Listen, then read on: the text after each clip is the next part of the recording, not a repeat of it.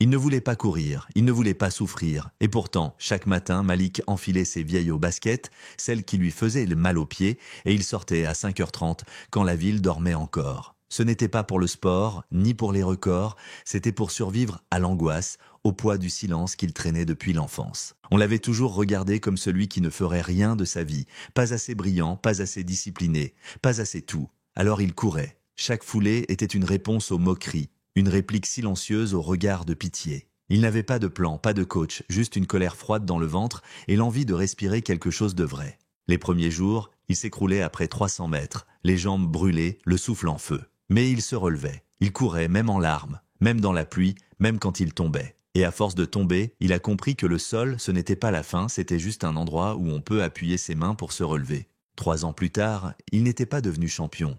Il n'avait pas gagné de médaille, mais il avait gagné son respect, sa paix intérieure. Malik avait compris que le but n'était pas d'aller plus vite, mais de ne pas s'arrêter. Parce qu'au fond, c'est ça la vraie victoire. Continuer, même quand personne ne regarde.